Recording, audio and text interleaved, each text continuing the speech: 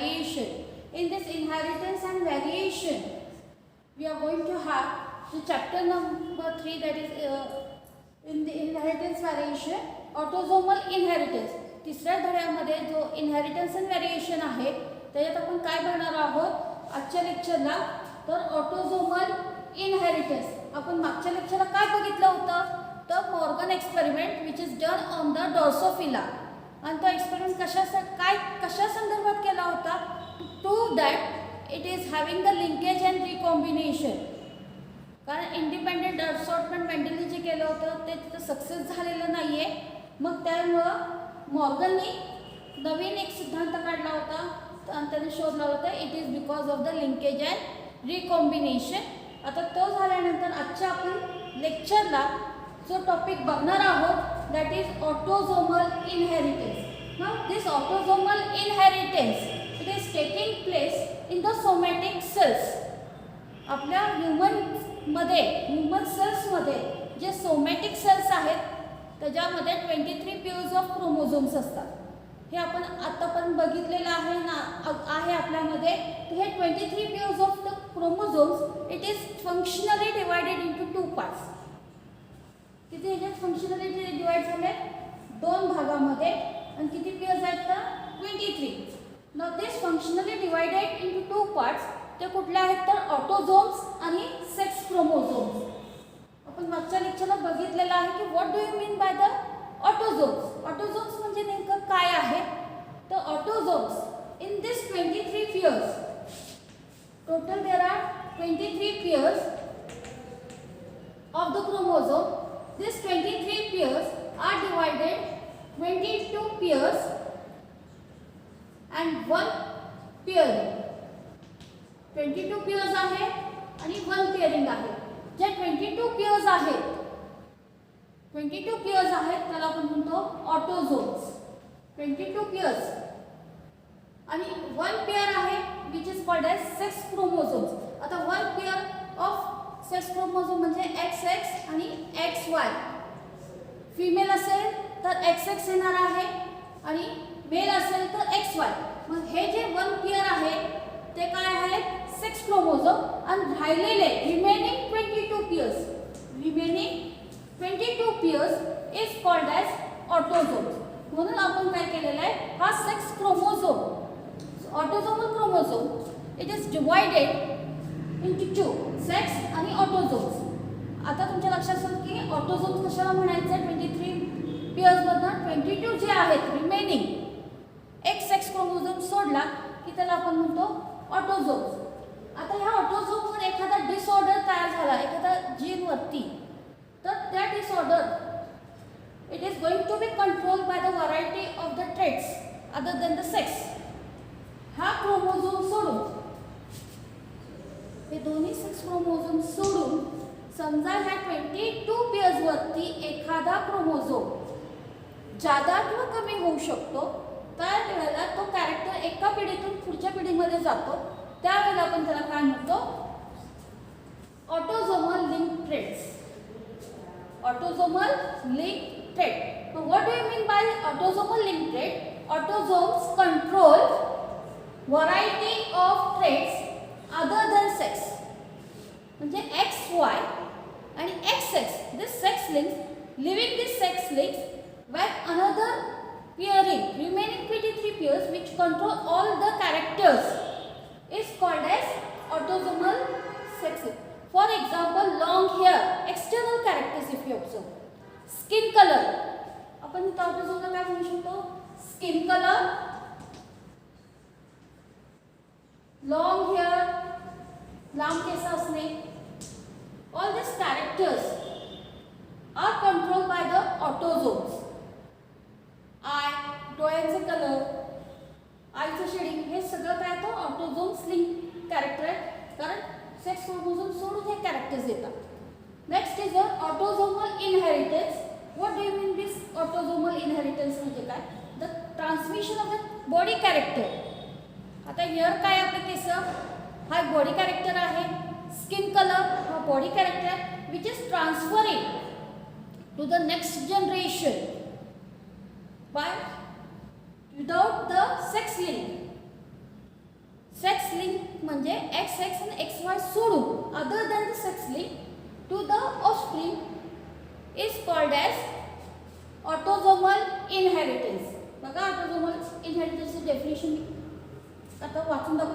Transmission of body characters other than sex linked traits from parents to their offspring through autosomes.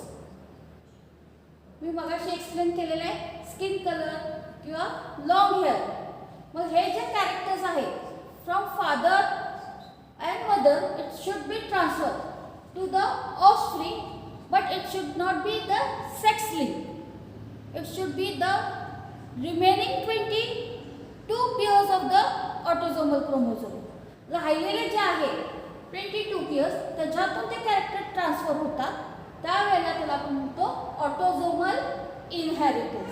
आता ह्याच्यातले जे characters आहेत ऑटोझोमलचे, it may be dominant, it may be recessive. असं नाही की प्रत्येक वेळेला तो डॉमिनंट असू शकतो आणि प्रत्येक वेळेला तो रिसेसिव्ह असू शकतो.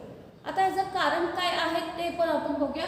कारण एखादा कॅरेक्टर आपल्यामध्ये असेल तो पुढच्या जनरेशनमध्ये असेल असं नाही, त्याला तो काय असतो रिसेसिव्ह असतो. पण त्याच्या पुढच्या जनरेशनमध्ये तो कॅरेक्टर दिसतो म्हणजे काय झालेलं आहे त्याच्यामध्ये तो डॉमिनंट कॅरेक्टर असेल. तर म्हणून इथं म्हटलं some characters are dominant gene while some are recessive. काय डॉमिनंट आहे काय रिसेसिव्ह आहे प्रेझेंट ऑन द ऑटोझोम. त्या ऑटोझोमवरती जे काही कॅरेक्टर काही ह्याच्यात ते डॉमिनंट दाखवणार आहेत, काही ह्याच्यात ते रिसेसिव्ह दाखवणार आहेत. आता आतापर्यंत आपण 5 कॅरेक्टरमध्ये काय बघितलं तर ऑटोझोमल. ऑटोझोमचा अर्थ काय की जे 23 पेयर्स आहेत त्याच्यातून सेक्स क्रोमोझोम सोडून जे राहिलेले 22 पेयर्स आहेत त्याला आपण म्हटलेलं आहे ऑटोझोम्स आणि एक पेयर काय आहे सेक्स लिंक. मग त्या ऑटोझोमवरती एखादा कॅरेक्टर डॉमिनंट असतो, एखादा रिसेसिव्ह असतो. तो कॅरेक्टर एका पिढीतून दुसऱ्या पिढीमध्ये from father parents to offspring when it is passing it is called as autosomal inheritance and that character is linked called as linked traits. आता ह्याच्यातले काही आपण एक्झाम्पल्स बघूया. पहिला आपण बघूया autosomal dominant. Autosomal dominant trait. आता ऑटोझोमल डॉमिनंट ट्रेटमध्ये first example is widow's peak आणि दुसरं एक्झाम्पल आहे हंटिंग्टन डिझीज. 2 एक्झाम्पल्स आहेत, भरपूर आहेत पण आपण बघणार आहोत 2. त्यातनं पण एकच आपल्या एक्सप्लेनेशनला तुम्हाला थिअरीला आहे विडोज पीक आणि हंटिंग्टन डिझीज. आता विडोज पीक का म्हणतो डॉमिनंट तर एका जनरेशनमधून तो दुसऱ्या जनरेशनमध्ये प्रत्येक वेळेला दिसत असतो. समजा आई वडिलांपैकी दोघांपैकी कोणाला तरी एखाद्या पेअरमध्ये असेल ऑटोझोममध्ये तर त्या ऑफस्प्रिंगमध्ये सुद्धा तो ऑटोझोमल कॅरेक्टर तो दिसतो, डॉमिनंट असतो. म्हणून त्याला आपण म्हणतो autosomal dominant trait. Next is the autosomal recessive trait. Now autosomal recessive ट्रेटचे एक्झाम्पल आपण बघूया.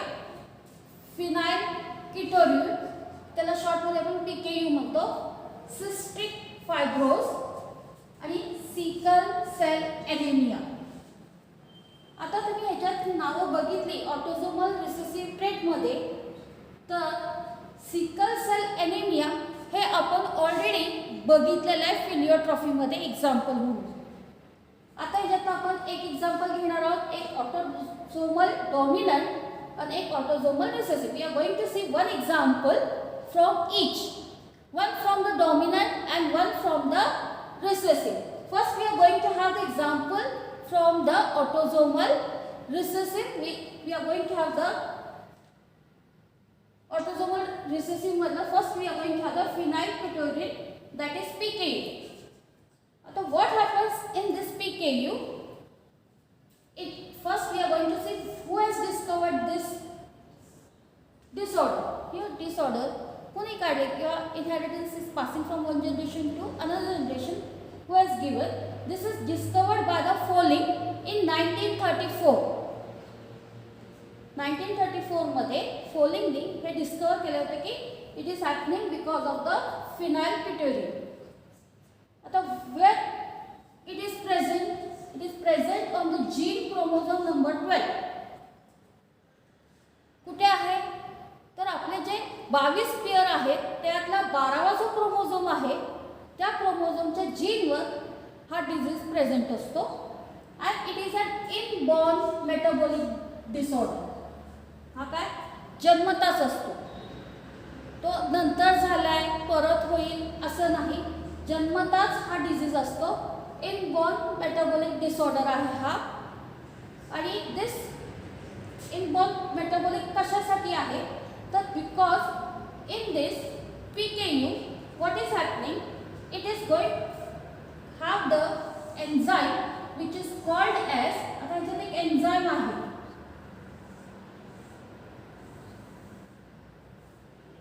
that enzyme name is phenylalanine hydroxyl enzyme. This phenylalanine hydroxyl enzyme, it is not produced in the PKU person. त्या person मध्ये हे urine इन्फेक्शनचं disease आहे तर ह्या urine मध्ये तुम्हाला हा एन्झाईम कंपल्सरी तयार करावा लागतो, तर हा एन्झाईम इथं तयार होत नाही. This enzyme is not produced by this PKU person and this enzyme name is phenylalanine hydroxyl. In CET on it we have the question which enzyme is not produced in the PKU, that is phenylalanine hydroxyl enzyme, and on which chromosome. Second question, on which chromosome this disorder is present? It is present on the chromosome number 12. Which chromosome it is present? On chromosome number 12. Now what this enzyme is doing? What is the procedure of this enzyme? Now this enzyme is necessary for conversion of ammonia acid phenylalanine into triosine. What is the function of this enzyme? हे enzyme काय करतं तर आपल्या शरीरामध्ये urine मध्ये ते काय करतं, तो एन्झाईम तो कन्वर्शन, जो अमोनिया ॲसिड आहे आपल्या युरिन मधला अमोनिया ॲसिड फिनिलिन, तो कशात कन्वर्ट झाला पाहिजे ट्रायोसिन मध्ये, आणि तो नाही झाला, if it is absent it is not converted. समजा हा एन्झाईम अमोनिया ॲसिड फिनिलिन हा ॲब्सेंट असेल तर तो कन्वर्शन ट्रायोसिन मध्ये होत नाही. मग काय होतं तर तो झालं नाही तर there is an excess of the excretion of the urine and in the from the urine we have the blood coming out from that urine. रक्त पडतं लघवीमधून, त्यावेळेला excess of phenylalanine is excreted, म्हणून ह्या डिसीज आपण म्हणतो PKU. आता इथं हे कधी होऊ शकतं तर आफ्टर 6 मंथ, 6 महिने झाल्यानंतर, कारण इनबॉर्न आहे, आफ्टर 6 मंथ द लेवल फिनाइलएलिनिनची काय होते रेज होते and due to that it have the severe mental disorder. काय होतं सिव्हिअर डिसऑर्डर तयार होतात and this PKU it is present in the blood. Urine मधला ब्लड आहे आणि CSF. मेंटल डिसऑर्डर तर आहे पण हे दोन अजून कंडिशन्स त्याच्यात असतात, ब्लड आणि CSF. CSF चा अर्थ आहे cerebrospinal fluid. This is about the PKU. हे आपण काय बघितलेलं आहे रिसेसिव्ह कॅरेक्टर आणि हा खूप रेअरली होतो. दिस PKU it is very rare. आता ह्याच्यातले तुम्हाला प्रश्न नेमके काय काय येणार आहे तर पहिला कुठल्या जीनवर असणार आहे नेममध्ये, which enzyme is present, so what is happening if it is not present, it is not going to convert into triosine. What is the full form of PKU? Phenylketonuria. And if it is excess is secreted in the urine, it is having the severe mental disorder. This is about the PKU. Now we have seen the recessive. Now we are going to have the dominant character. Now what dominant character is present? Dominant character काय आहे? Dominant traits तर आपण बघूया. Widow's peak. बघा widow's S आहे. Widow's peak. आता widow's peak म्हणजे आता इथं पण मी दोन डायग्राम काढलेले. In this two diagram what we have, why we called as a widows आणि स्पीक. तो प्रॉमिनंटली तुम्ही हा चेहरा बघितला तर इथं तुम्हाला काय दिसते, कसा आकार दिसतोय बघा. We have the V shape, prominent V shape hairline on the forehead. आपलं हे डोकं आहे, ह्या डोक्याच्या इथं समजा इथं वी शेप आला, नाकाच्या एकदम बरोबर वरती मला वी शेप दिसायला लागला, असा नाकाच्या वरती वी शेप दिसला की त्याला आपण म्हणतो विडोज स्पीक. पण ज्या वेळेला it is a very plain, असं प्लेन असेल तिथं तुम्हाला वी शेप दिसत नाही म्हणजे तो विडोज स्पीक नाही. स्ट्रेट लाईन आहे म्हणजे तो काय होमोझायगस रिसेसिव्ह आहे. This is the recessive character. पण दिसला कॅरेक्टर की तो काय आहे, डॉमिनंट आहे. It is present in both male as well as female. हाही कॅरेक्टर दोन्ही येत आहे मेल आणि फिमेलमध्ये. तसा हाही कॅरेक्टर दोन्ही ह्याच्यात दिसतात, मुलगा असो किंवा मुलगी त्यांच्यात सुद्धा हे दोन्ही ह्याच्यात दिसणारा हा कॅरेक्टर आहे. आता हा जो पहिला कॅरेक्टर तुम्ही प्रत्येकाने आपल्या घरात बघा की अशा समोर उभं राहू की आपल्या डोक्यावरती फोरहेडवरती इथं तो विडो स्पीक आहे किंवा नाही. समजा तुमच्या ह्याच्यात विडो स्पीक असेल तर तो वी मध्ये दिसणार आहे आणि नसेल तर तो रिसेसिव्ह असणार आहे. आता पहिल्या काळात असं वी शेप इथं डोक्यावर असेल तर लोक म्हणायचे की हां मोठं काहीतरी, पण हे असं काही नाही आहे. This is a because of the dominant autosomal character. Now it is occurring in both. म्हणून मी इथं काय म्हटलं, it is occur in both dominant character and heterozygous character. Dominant काय, capital W and recessive is capital W and small W. It is present in the both. And in the recessive, we do not have the V-shaped character. It is a straight character. हे झालं तुमचा widow speak. दुसरा आहे Huntington disease. Now this Huntington disease, it is present on the gene of chromosome number 4. जसा हा chromosome 12 आहे, हा कुठल्या क्रोमोझोमवर आहे तर क्रोमोझोम नंबर 4 वर हा डिजीज प्रेझेंट असतो. It is related with the brain. ह्या डोक्याशी रिलेटेड डिजीज आहे, ब्रेनशी रिलेटेड, आणि तो क्रोमोझोम नंबर 4 वर असतो. आता ह्या पद्धतीनं तुम्हाला मी ऑटोझोमल डॉमिनंट आणि ऑटोझोमल रिसेसिव्हचे एक एक्झाम्पल घेऊन तो कॅरेक्टर एक्सप्लेन केलेला आहे. आता पुढच्या लेक्चरला आपण ह्याच्या पुढचं तसा हा ऑटोझोमल इनहेरिटन्स आहे, तसा सेक्स इनहेरिटन्स सुद्धा आहे. आता आपण 23 पेअर्स बघितले, सेक्स राहिलेला आहे. एक्स आणि एक्स वायवर एखादा क्रोमोझोम एक्स्ट्रा आला किंवा कमी झाला तर काय होऊ शकतं. शक्यतो कमी होत नाही, जास्तच वाटतो. पण एखाद्या पेअरिंगमध्ये कुठलाही ऑटोझोम असेल तरी तिथं कमी जास्त होत नाही, तिथंही एखादा क्रोमोझोम जादाच येतो. It is increasing. आपण मागच्याला क्रोमोझोमल स्ट्रक्चर्स बघितलेले आहेत, त्यासुद्धा मी दाखवलेलं आहे. आत्ता तुम्हाला ह्याच्यातून विडो स्पीक आणि ह्याच्यात तर नीट आणि CET मधला ह्याच्यातलं मी असं सांगितलं तर ह्याच्यात सुद्धा what shape is present on the forehead in the widow speak. तर तुमचं उत्तर काय येणार आहे, V shape. And it is a autosomal dominant trait. हा काय ऑटोझोमल डॉमिनंट ट्रेट आहे आणि हा कुठला आहे, autosomal recessive trait. Thank you very much for today's lecture.